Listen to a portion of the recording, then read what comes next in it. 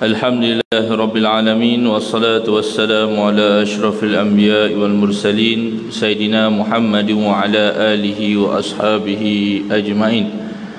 Qala rabbi shrah lana wa yassir lana umurana wahlul 'uqdatam min alsinatina yafqahu aqwalana. May yahdihillahu fala mudilla lahu wa may yudlil fala hadiya lahu. Ashhadu an la ilaha illallah wa ashhadu anna Muhammadan abduhu wa rasuluh. Allahumma salli wa sallim ala Sayyidina Muhammad wa ala alihi wa ashabihi ajma'in, amma ba'd. Qala Allah Ta'ala fil kitabil aziz ba'da a'udzu billahi minasy syaithanir rajim.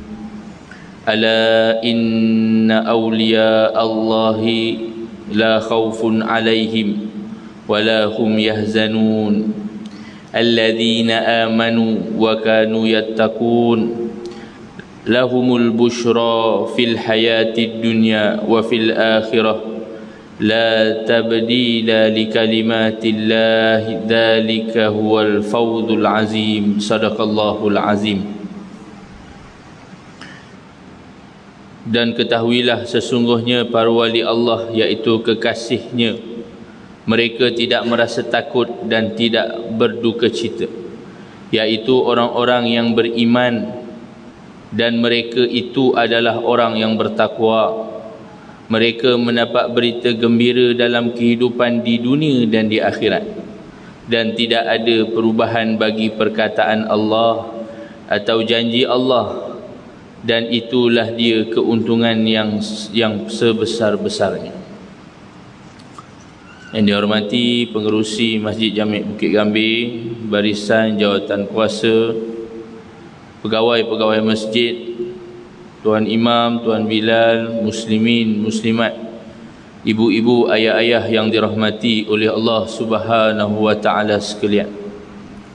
Alhamdulillah, pada malam ini kita masih dapat dipertemukan oleh Allah Subhanahu wa Ta'ala. Tidak lain tidak bukan adalah untuk menambahkan kefahaman kita ke arah untuk menunaikan tanggungjawab kita kepada Allah Subhanahu wa Ta'ala. Mudah-mudahan dengan kefahaman ini kita dapat istiqamah dalam melakukan amal ibadat kita kepada Allah Subhanahu wa Ta'ala.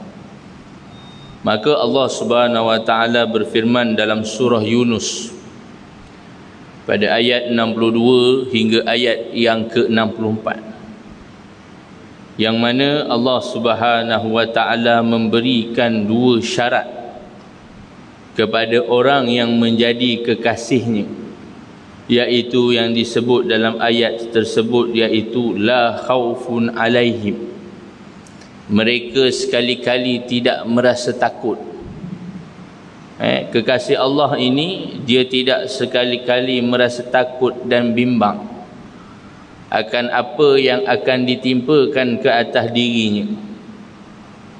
Dan yang kedua, syarat diletakkan akan pada kekasihnya, iaitu wala hum yahzanun, dan mereka tidak merasa duka cita, dan mereka tidak merasa bersedih hati. Ini merupakan dua syarat untuk menjadi kekasih Allah Subhanahu wa Ta'ala. Dalam apa jua keadaan, mereka tidak merasa takut dan bimbang terhadap makhluk yang mengancamnya, dan mereka tidak berasa sedih ke atas apa yang telah dilakukan oleh makhluk ke atasnya. Maka syarat yang paling utama disebutkan dalam ayat seterusnya, selain daripada ujian yang Allah Ta'ala tetapkan kepada mereka, Allah Subhanahu wa Ta'ala berikan dua ciri yang lain, iaitu alladzina amanu. Mereka ini adalah mesti kena beriman. Tidak boleh kekasih Allah jadi kekasih Allah tetapi tidak mahu untuk beriman. Mesti kena ada keimanan yang cukup, iman terhadap Allah dan iman terhadap hari akhirat. Yang kedua, Syarat yang paling utama kekasih Allah ini, wa kanu yattaqun, mereka itu adalah orang-orang yang bertakwa. Mereka yang takut hanya senya kepada Allah, tidak kepada yang lain selain daripada Allah. Mereka bimbang, tidak ada rasa bimbang melainkan hanya bimbang kepada ketetapan yang ditetapkan oleh Allah Subhanahu wa taala, tidak bimbang pada selainnya. Maka keempat-empat syarat ini, syarat di dalam maupun syarat yang di luar, tidak merasa takut, tidak merasa sedih hati, tetapi mereka ini beriman kepada Allah dan hari akhirat, bahkan mereka ini bertakwa kepada Allah, maka Allah Ta'ala kata lahumul bushra, bagi mereka itu berita gembira. Ni Allah Ta'ala sebut pada kekasih dia yang cukup 4 syarat tadi, maka bagi mereka itu bushra, iaitu berita gembira, ketika mana mereka hidup di dunia dan ketika mana mereka berada di akhirat. Maka Allah sekali-kali tidak memungkiri apa yang dia telah janjikan kepada hamba-Nya. Maka yang demikian tadi, berita janji yang Allah Ta'ala tepati pada mereka, maka itu merupakan kejayaan yang paling besar kepada hamba-hamba Allah Subhanahu wa taala. Terutama siapa yang menjadi kekasih kepada Allah Subhanahu wa taala, Allah Ta'ala tidak sekali-kali mengubah janjinya kepada mereka yang dijanjikan iman dan syurga kepada mereka. Maka daripada ayat ini kita nak lihat kisah seorang sahabat Nabi yang tidak terkenal seperti mana Sayyidina Abu Bakar As-Siddiq radhiyallahu anhu, tidak terkenal seperti mana Sayyidina Umar Al-Khattab, tidak terkenal seperti mana Sayyidina Utsman bin Affan, dan tidaklah terkenal seperti mana Sayyidina Ali karamallahu wajhah. Maka sahabat ini yang kita nak kenal pada malam ini, selepas mana kita telah ketahui kisah yang cukup sedih yang ditimpa oleh sahabat Nabi yang bernama Ikrimah bin Abu Jahal. Kita ingat Ikrimah bin Abu Jahal tu dah cukup sedih, tapi ada kisah yang lagi sedih daripada itu. Nak kata bukan sahabat Nabi ni hidup senang macam kita, tidur tilamnya empuk, bantalnya empuk, aircon lagi pula dalam bilik. Sahabat Nabi ni hidupnya penuh dengan perjuangan, hidup penuh dengan kepayahan untuk mendaulatkan Islam. Maka pada malam ini kita nak sebut seorang sahabat yang disebut oleh pakar sejarah, Sa'id bin Amir merupakan lelaki yang membeli akhirat dengan dunia. Beliau mengutamakan Allah dan Rasulnya serta mengenepikan yang lain. Maka sahabat ini bernama Sa'id bin Amir Al-Jumahi. Maka pemuda yang bernama Sa'id bin Amir Al-Jumahi ini merupakan salah seorang daripada ribuan manusia yang mana mereka pergi ke Tan'im, iaitu sebuah kampung yang terletak berhampiran di kota Mekah. Maka di dalam kisah Sa'id bin Amir Al-Jumahi ini, kita nak lihat bagaimana di dalam ramai-ramai manusia yang dikerahkan untuk pergi ke Tan'im. Tan'im ini satu tempat yang tidak jauh daripada Mekah. Tempat tersebut kalau ibu-ibu, ayah-ayah pergi haji maupun umrah, dia menjadi salah satu daripada tempat untuk kita bermiqat ataupun berniat ihram untuk menunaikan haji maupun umrah. Maka Tan'im ini satu ketika dulu, ketika mana zaman sebelum Islam, Tan'im ini dijadikan tempat siksaan kepada orang-orang Islam. Bukan setakat siksaan, hukuman bunuh yang dikenakan kepada orang Islam berada di Tan'im. Maka pada waktu ini dalam ribuan manusia yang bergerak daripada Mekah pergi ke Tan'im, salah seorangnya adalah Sa'id bin Amir Al-Jumahi. Maka para pembesar Mekah mengerahkan penduduknya hadir untuk menyaksikan hukuman bunuh Khubayb bin Adi, salah seorang sahabat Muhammad yang berjaya diberkas hasil daripada tipu daya dan pengkhianatan.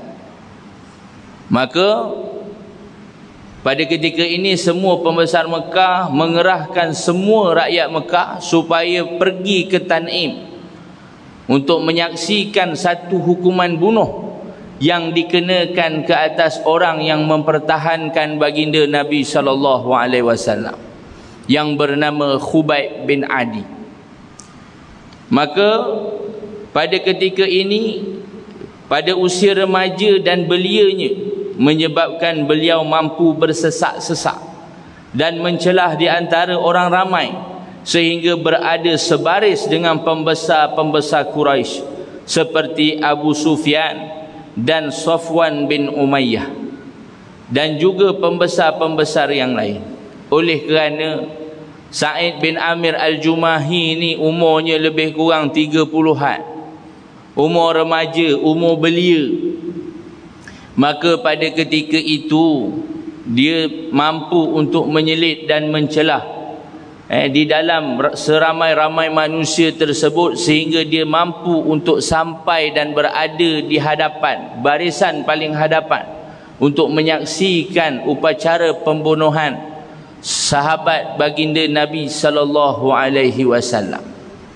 Sebab tu kalau kita lihat dalam peristiwa ini bagaimana pengkhianatan ini berlaku di kalangan bangsa Arab itu sendiri. Bangsa Arab sendiri mengkhianati kaumnya sendiri.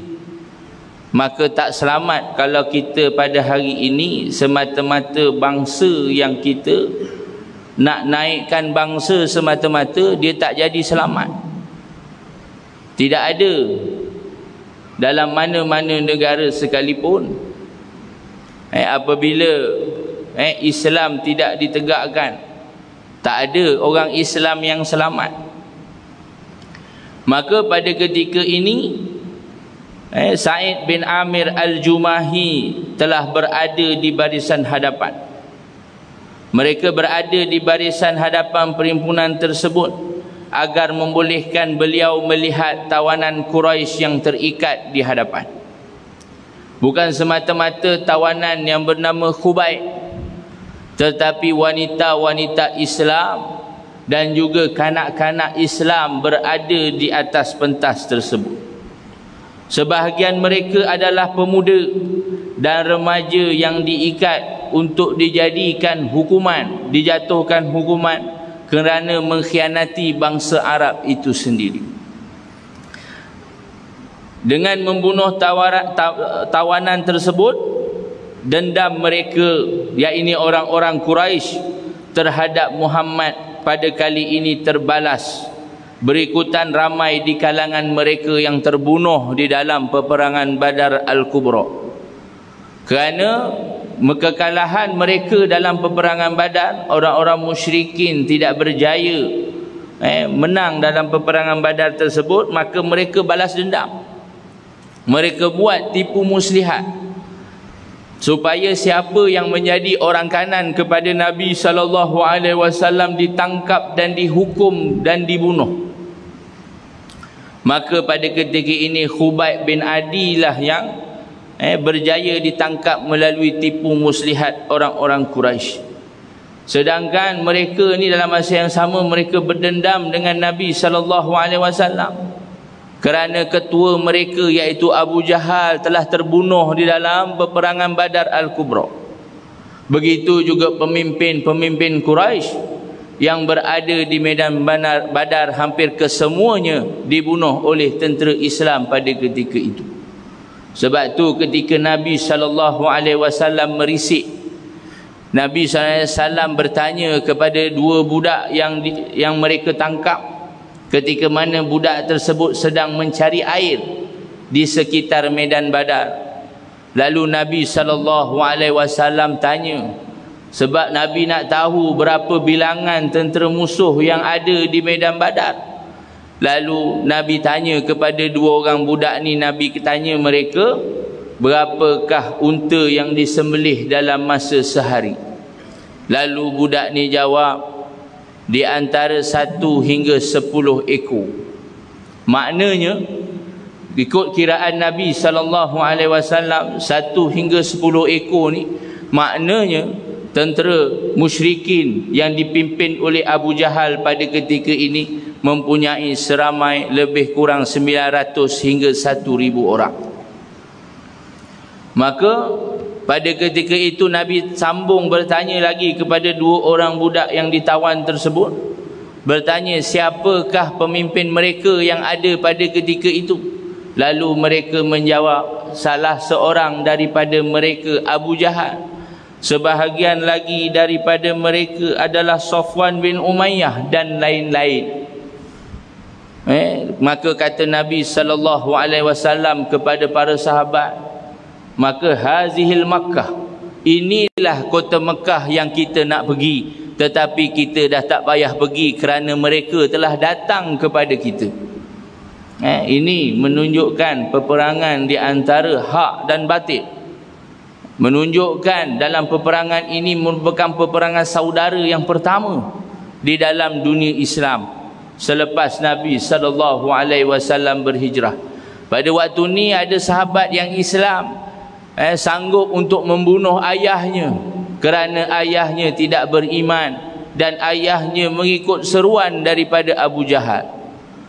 Ada sebahagian mereka yang keluarganya tak beriman, keluarganya mengikut cakap Abu Jahal, pergi mengikuti perang tetapi tidak ikut untuk pergi berhijrah sebelum daripada berlakunya peperangan Badar. Ada sebahagiannya suaminya beriman dengan Nabi SAW, pergi ikut berhijrah, tetapi isterinya tidak dapat ikut bersama dalam hijrah, tetapi menyambut seruan daripada Abu Jahal untuk menentang tentera Islam, lebih-lebih lagi untuk menentang Nabi Muhammad sallallahu alaihi wasallam. Muslimin dan muslimat yang dirahmati oleh Allah Subhanahu wa taala sekalian, maka dengan tragedi pembunuhan Khubayb ini menjadi satu tamparan hebat buat Sa'id bin Amir Al-Jumahi, kerana beliau menyaksikan sendiri apa yang berlaku dan apa yang dikatakan oleh Khubayb bin Adi. Maka pada ketika itu satu tawanan yang diarak pun sampai ke tempat pembunuhan yang ditetapkan. Sa'id bin Amir Al-Jumahi berdiri dengan tubuhnya di hadapan Khubayb. Ketika itu beliau sedang diheret. Ketika itu Khubayb sedang diheret ke kayu yang berpalang. Lalu Sa'id mendengar suaranya yang tenang dan kuat di celah pekikan jeritan wanita dan kanak-kanak. Lalu Khubayb berkata, bolehkah kamu tinggalkan saya bersolat 2 rakaat sebelum saya mati? Ini keimanan yang ditunjukkan oleh para sahabat, sehingga dia nak mati pun dia tetap menunaikan tanggungjawab dia kepada Allah Subhanahu wa taala, walaupun hanya senya melihat bahawa solat 2 rakaat itu yang menjadi penenang kepada hati dia. Maka nak menunjukkan kepada kita bahawa solat itu menjadi tenang hati, jadi tenang dalam kehidupan kerana sebab solat. Maka pada ketika ini sahabat Nabi ini, Khubayb ini berhadapan dengan kematian yang confirm dalam beberapa minit sahaja dia akan dibunuh oleh tentera yang menentang Islam, menentang Nabi SAW. Maka dia minta kepada tentera Quraisy musyrikin untuk aku solat 2 rakaat. Kalau kita mati tak dan nak ingat solat 2 rakaat ni, walaupun kita tahu duk runsing macam mana nak selesai kes aku ni, takut-takut nanti aku kena dakwa, aku kena pergi tali gantung. Itu yang kita fikir, kena cari kabel siapa yang paling besar. Kita tak ada seumpama iman yang ada pada Khubayb. yang mana berhadapan dengan kematian, berhadapan dengan ujian yang diberikan oleh Allah Subhanahu wa taala kepada dia dalam keadaan solat dan iman kepada Allah Subhanahu wa taala. Kemudian apabila beliau melihat Khubayb menghadap kiblat lalu menunaikan sembahyang 2 rakaat, maka dia berkata, alangkah menarik dan sempurnanya sembahyang 2 rakaat yang ditunaikan tersebut. Muslimin dan muslimat yang dirahmati oleh Allah Subhanahu wa taala, salah satu dakwah yang dibuat oleh Khubayb ketika mana akhir hayat dia, walaupun hanya sembahyang 2 rakaat, tapi Sa'id bin Amir Al-Jumahi melihat solat tersebut dengan merasakan ketenangan solat tersebut. Kalau kita orang tengok solat kita, orang tak nak minat dengan Islam sebab tengok solat kita. Berbeza dengan para sahabat. Sa'id bin Adi ni melihat solat Khubayb pada ketika itu dalam keadaan solat tenang dan sempurna. Nak merasakan tenang dan sempurna sehingga orang melihat, orang rasa tenang dan sempurna. Hanya semata-mata perbuatan solat. Siapa kata kita tak boleh buat? Sedangkan sahabat Nabi yang bernama Khubayb bin Adi ini, dia merupakan sahabat Nabi. Macam kita manusia biasa, ada nafsu makannya, ada nafsu minumnya, ada nafsu tidurnya. Cuma bezanya dengan kita, dia menjadi orang yang pertama untuk mempertahankan Nabi SAW. Orang yang pertama mempertahankan, orang yang membawa dakwah Islam untuk mentauhidkan Allah Subhanahu wa taala, mencegah kebatilan, mencegah jahiliyah yang ada pada zaman tersebut. Tetapi pada ketika itu akhirnya Khubayb berada di atas medan untuk dibunuh. Maka setelah selesai, beliau melihat Khubayb menghadap pembesar-pembesar Quraisy lalu berkata kepada mereka. Khubayb berkata kepada pembesar Quraisy, demi Allah, jika tidak kerana kamu akan beranggapan bahawa aku memanjangkan sembahyang kerana takut mati, nescaya aku akan memanjangkan sembahyang aku. Kata Khubayb, kalau engkau menyangka bahawa aku solat 2 rakaat ini semata-mata kerana aku takut mati, lebih baik aku sembahyang lama-lama lagi bagus daripada aku sembahyang dalam tempoh 2 rakaat. Baik aku sembahyang lebih lagi daripada 2 rakaat tersebut. Kemudian beliau melihat dengan kedua mata kepalanya mereka memotong anggota badan Khubayb yang masih hidup. Mereka mengerat satu demi satu lalu berkata, adakah kamu suka jika Muhammad menggantikan tempatmu dan kamu akan selamat? Maka inilah tawaran yang ditawarkan oleh orang Quraisy, pembesar-pembesar Quraisy kepada Khubayb bin Adi. Mahukah tempat engkau ini digantikan dengan Muhammad? Kalau engkau nak digantikan dengan Muhammad, maka kau akan selamat. Kalau kita memang syok ganti tempat dakwaan kita ni, kena dakwa dekat mahkamah. Keluar masuk mahkamah, masuk penjara pula tu, tukar dengan orang lain. Lagi bagus.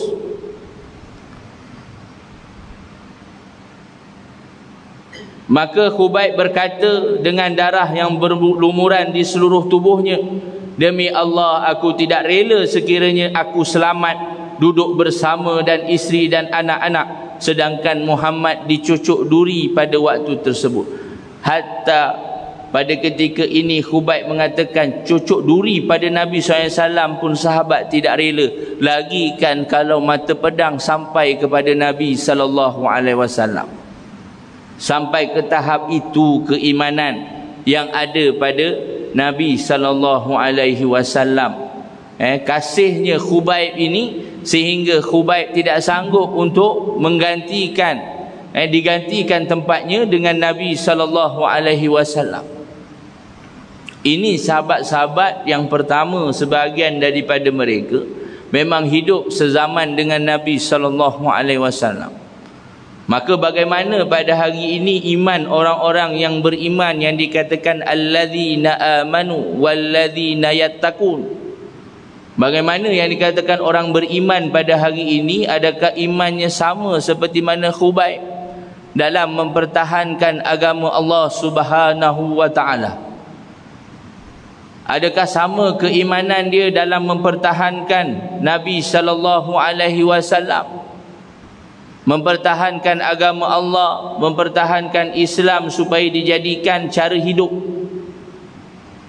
Maka di sini Khubayb mempertahankan Nabi sallallahu alaihi wasallam sehingga ke titisan darah yang terakhir. Lalu Khubayb berkata dengan darah yang berlumuran di tubuhnya.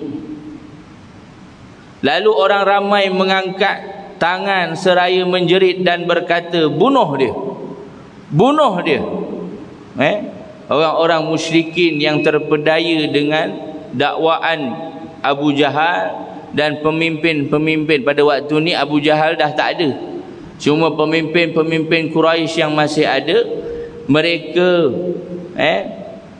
mempropagandakan supaya Khubayb bin Adi ini dibunuh secara cepat.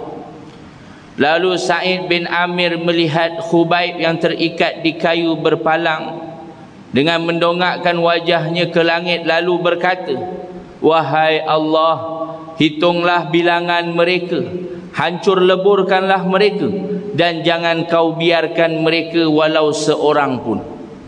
Ini doa yang terakhir yang Khubayb ucapkan kepada orang-orang yang menentang agama Allah secara habis-habisan.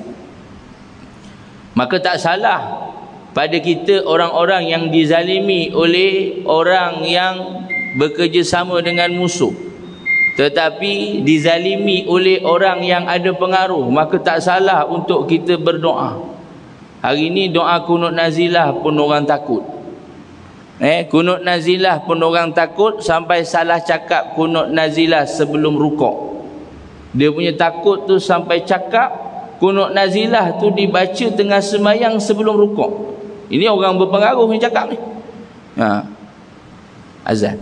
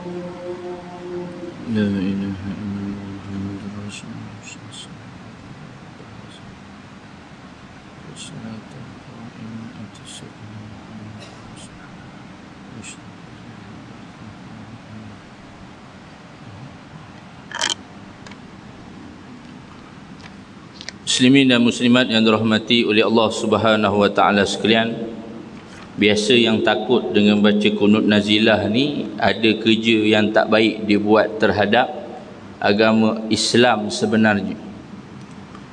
Tapi pada kalau hari ni kita baca kunut nazilah, kita tak nampak Israel takut dengan kita. Tetapi kalau dalam tempat kita baca kunut nazilah, orang yang seakidah dengan kita takut dengan kunut nazilah tersebut. Bahkan kunut nazilah ni silat-silat hari bulan tak boleh dah baca dekat sekolah. Silat-silat anak-anak cucu kita tak tahu baca kunut nazilah. Dekat sebab apa? Tak boleh nak baca dekat sekolah. Ini realiti yang berlaku kerana terlalu nak menjaga hati musuh.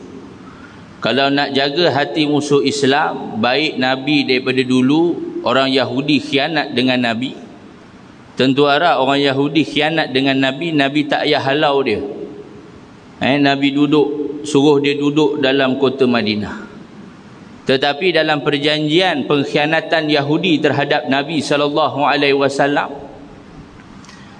salah satu dari poin perjanjian dia adalah diminta, salah satu poin perjanjian adalah bila dia mengkhianati perjanjian ini, keluar daripada Madinah dengan membawa hanya sehelai sepinggang sahaja pakaian. Sampai ke tahap itu perjanjian Nabi terhadap orang Yahudi. Kalau nak jaga hati orang Yahudi, waktu tu Nabi, kalau orang Yahudi khianat perjanjian, nescaya orang Yahudi duduk di Madinah lagi pada ketika itu. Maka pada ketika itu Sa'id melihat dan mendengar sendiri doa yang dibaca oleh Khubayb bin Adi, supaya minta Allah Ta'ala jangan tinggalkan seorang pun yang mendoakan menyuruh pemimpin Quraisy untuk membunuhnya. Kemudian beliau menghembuskan nafas yang terakhir. Pada tubuhnya tidak terkira berapakah tetakan pedang dan tusukan lembing yang menghujaninya. Maka seluruh khalayak Quraisy kembali ke Mekah dan melupai peristiwa ngeri dan pembunuhan kejam Khubayb tersebut. Semua orang balik ke Mekah dan melupakan peristiwa tersebut. Namun nasib yang menimpa Khubayb terus terbayang di fikiran Sa'id bin Amir al-Jumahi yang sedang meningkat dewasa. Ketika tidur beliau bermimpi, dan ketika jaga beliau terbayang wajah Khubayb bagaikan di depan matanya Khubayb bersembahyang 2 rakaat dengan penuh tenang dan khusyuk di hadapan penghujung nyawanya, dan terngiang-ngiang di telinganya rintihan Khubayb dan doa untuk menghancurkan orang-orang Quraisy. Lalu jiwanya gemetar, bimbang petir yang akan menyambar dirinya, dan bimbang akan batu yang akan menghempap pada kepalanya. Maka di sini Khubayb mengajarkan Sa'id sesuatu yang tidak pernah diketahuinya sebelum ini. Maka dengan peristiwa ini, Khubayb telah mengajarkannya sebuah kehidupan yang sebenar adalah akidah dan berjihad di jalannya hingga ketitisan darah yang terakhir. Maka satu kata-kata yang pernah disebut oleh seorang ulama jihad yang cukup terkenal yang bernama Abdullah Ibnul Mubarak. Dia memberi satu surat kepada sahabatnya, kerana sahabatnya beribadah, melaksanakan ibadah di kota tanah suci Mekah yang berbunyi, ya abidal haramain, sesungguhnya wahai tuan yang beribadat di tanah haram, sedangkan kamu pada ketika ini beribadat dalam keadaan main-main, sedangkan kami berjihad dalam keadaan sehingga menumpahkan titisan darah yang terakhir. Maka ulama yang berjiwa jihad ini telah hilang, hayatnya telah tiada, sehingga kan hari ini tidak ada kita dengar ulama yang mampu untuk mempertahankan mana-mana dunia Islam yang ditindas oleh musuh Islam. Tetapi ulama yang bersekongkol dengan musuh Islam terlalu banyak hari ini kerana mereka dibayar dengan imbuhan-imbuhan tertentu. Ini yang kita lihat, apa yang berlaku, imannya tidak sama seperti iman yang dibawa oleh para sahabat radhiyallahu anhu. Maka Khubayb ini perginya dia, maka melahirkan sebuah anak muda, melahirkan seorang pemuda yang sama hebat macam dia. Kerana Sa'id bin Amir Al-Jumahi ini mampu untuk membeli akhirat dengan nilai dunia. Kalau kita pada hari ini, nescaya kalau diuji untuk membeli akhirat dengan nilai dunia, takut-takut kita tak mampu untuk bayar akhirat kita dengan nilai dunia yang ada pada diri kita.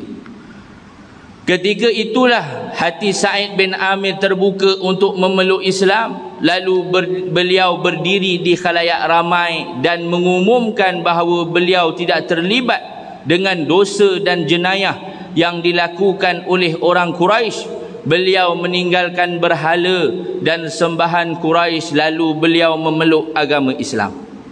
Maka pada ketika ini Sa'id bin Amir Al-Jumahi memeluk agama Islam. Lalu Sa'id bin Amir berhijrah ke Madinah dan berdamping dengan Nabi sallallahu alaihi wasallam, dan beliau juga menyertai baginda dalam peperangan Khaybar dan siri-siri peperangan yang lain selepas daripada itu. Khaybar ni merupakan satu tempat yang menjadi kubu dan benteng yang terakhir kepada orang-orang Yahudi setelah daripada 3 bani yang berada di dalam Madinah mengkhianati perjanjian dengan Nabi sallallahu alaihi wasallam, iaitu Bani Qainuqa, Bani Quraizah dan Bani Nadir. Ketiga-tiga generasi Yahudi ini mengkhianati perjanjian dengan Nabi sallallahu alaihi wasallam. Lalu mereka lari ke dalam kubu Khaybar yang mempunyai 5 lapis tingkatan, 5 lapis dinding dan 5 lapis tembok untuk ditembusi oleh tentera Islam. Maka dalam peperangan Khaybar ini diikuti oleh Sa'id bin Amir Al-Jumahi dan peperangan yang seterusnya. Apabila Nabi sallallahu alaihi wasallam wafat, Sa'id tetap menjadi pedang yang paling tajam yang dimiliki oleh Khalifah Abu Bakar dan Umar. Kehidupannya merupakan model yang unggul dan gemilang bagi mukmin yang membeli akhirat dengan harga dunia. Beliau juga model bagi individu yang mengutamakan keredaan dan ganjaran daripada Allah berbanding runtuhan nafsu dan syahwat dan tuntutan jasmani. Maka kedua-dua orang khalifah kenal benar dengan kejujuran dan ketakwaan Sa'id bin Amir. Mereka mendengar nasihat, bahkan mengambil pandangan beliau. Muslimin dan muslimat yang dirahmati oleh Allah Subhanahu wa taala, pada waktu ini langkah yang pertama ketika mana Khalifah Abu Bakar menjadi khalifah dan mereka meminta nasihat kepada Sa'id bin Amir Al-Jumahi, yang mana satu hari beliau datang menghadap Saidina Umar Al-Khattab yang baru dilantik menjadi khalifah. Lalu kata Sa'id bin Amir Al-Jumahi, "Wahai Umar, saya berpesan kepada kamu agar gentarlah dengan Allah, takutlah akan Allah dalam menguruskan hal ehwal rakyat. Jangan sekali-kali kamu gerun dengan kata-kata manusia dalam menunaikan hak-hak Allah Subhanahu wa taala. Janganlah kata-katamu tidak bertepatan dengan perbuatan, lantaran perkataan yang terbaik adalah perkataan yang sejajar dengan perbuatan kamu." Ini nasihat pertama Sa'id bin Amir Al-Jumahi, yang kepala dia dalam hidup dia memikirkan soal akhirat semata-mata. Tidak ada satu pun yang difikirkan melainkan untuk akhirat, bukan semata-mata untuk dunia. Hatta pada waktu tersebut dia mampu untuk menasihati Saidina Umar. Saidina Umar ni bukan Perdana Menteri. Ibu-ibu, ayah-ayah sekalian, Saidina Umar bukan menteri besar. Saidina Umar pada waktu ini menguasai seluruh dunia dan dia menjadi khalifah pengganti kepada Nabi sallallahu alaihi wasallam yang dibai'ahkan oleh seluruh orang Islam di seluruh dunia. Maka pada waktu ini di mana kita lihat kekuatan Sa'id bin Amir mampu untuk menasihati Saidina Umar, berbanding kita pada hari ini hendak menasihati jiran sebelah rumah kita pun kita tak mampu untuk membetulkan keadaan tersebut. Maka kalau perkara tersebut berlaku, maka jauh muhasabah lagi. Eloklah kita tinggalkan kupiah kita di atas kepala, tanggallah jubah kita yang kita pakai setiap hari, tinggalkan tasbih kita yang kita selalu baca dan zikir kepada Allah Subhanahu wa taala. Kita takut-takut, kita cakap tidak seperti mana apa yang kita buat. Ini yang diberi nasihat, nasihat yang diberi oleh Sa'id bin Amir Al-Jumahi kepada khalifah, pemimpin yang paling besar di dunia Islam. Walaupun mereka sudah tiada, tetapi cerita mereka sampai kepada kita pada hari ini. Sampailah satu keadaan, wahai Umar, dinasihatkan lagi, prihatinlah terhadap urusan rakyat yang dipertanggungjawabkan Allah kepadamu, sama ada yang dekat maupun yang jauh. Sayangilah mereka sebagaimana yang kamu sayangi diri dan keluarga kamu. Lindungilah mereka daripada perkara yang tidak diingini, sebagaimana kamu tidak ingin menimpa diri kamu dan keluarga kamu. Ini pesanan Sa'id bin Amir Al-Jumahi.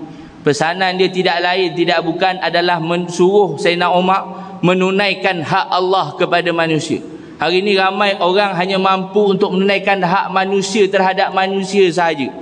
Semua yang kita buat ni hak manusia kepada manusia, tetapi tak ada satu pun hak Allah terhadap manusia. Hak Allah yang saya pernah sebutkan sebelum daripada ini, ada antaranya yang pertama adalah di mana hak Allah nak mentadbir dunia ini dengan Al-Quran dan dengan Islam. Tak ada orang yang mampu untuk mengembalikan perkara tersebut sampai hari ini. Tak ada. Kalau ada yang mampu untuk mengembalikan dunia tersebut sampai hari ini, nescaya bumi tersebut akan diratah oleh musuh Islam. Seperti mana yang berlaku di Palestin pada hari ini, kerana mereka nak mengembalikan khilafah seperti mana satu ketika dulu. Sama yang mana pada hari ini, kalau mereka kembali kepada kuasa-kuasa besar dunia, maka kuasa besar dunia tidak dapat menguasai dunia. Maka Saidina Umar bertanya kepada Sa'id, wahai Sa'id, siapa yang mampu melakukan perkara tersebut wahai Sa'id? Lalu ia mampu dilakukan, lalu Sa'id menjawab, lalu ia mampu dilakukan oleh individu seperti kamu, iaitu individu yang dilantik oleh Allah untuk menguruskan umat Muhammad, sedangkan tiada perantaraan kamu dengan Allah Subhanahu wa taala. Jawab Sa'id. Inilah kalau kita lihat tanggungjawab untuk memimpin, tanggungjawab untuk menugaskan memimpin masyarakat kepada Islam ini sebenarnya satu tanggungjawab yang besar, yang dipikul oleh Saidina Umar satu ketika dulu. Hari ini perkara tersebut jatuh tanggungjawabnya ke atas orang Islam. Orang Islam yang memimpin orang Islam, masyarakat Islam itu sendiri. Maka berlakulah tawar-menawar di antara Sa'id dan Saidina Umar. Salah satu tawarannya untuk memberi Sa'id menjadi gubernur di satu daerah wilayah di Syria. Maka kita akan tahu dialog dia pada pengajian yang akan datang. Maka cukup sekadar itu pada malam ini, nak menunjukkan kepada kita bagaimana Sa'id bin Amir Al-Jumahi ini membeli akhirat dengan nilai dunia yang ada pada dia. Lagi best, lagi menarik, kita lihat bagaimana tawaran yang diberikan Saidina Umar kepada beliau, bagaimana dibeli dengan nilai akhirat. Wallahu ta'ala alam. Apa yang baik daripada Allah, yang kurang daripada diri saya sendiri, hakikatnya kedua daripada Allah Subhanahu wa ta'ala. A'udzubillahi minasyaitonirrajim. Bismillahirrahmanirrahim. Alhamdulillahi rabbil alamin, wassalatu wassalamu ala asyrafil anbiya'i wal mursalin, Sayyidina Muhammadin wa ala alihi wa sahbihi ajma'in. Allahumma innaka ta'lam anna hadhil qulub qad ijtama'at ala mahabbatik waltaqat ala ta'atik wa tawahadat ala da'watik wa ta'ahadat ala nasrati syari'atik. Fawasikillahumma rabitataha wa adimudaha wahdiha subulaha واملأها بنورك الذي لا يخبو واشرح صدورها بالفيض الإيمان بك وجميل توكلي عليك وأحييها بمعرفتك وأمسها على شهادتي في سبيلك إنك نعم المولى ونعم النصير ربنا آتنا في الدنيا حسنة وفي الآخرة حسنة وقنا عذاب النار وصلى الله على سيدنا محمد وعلى آله وصحبه وسلم والحمد لله رب العالمين.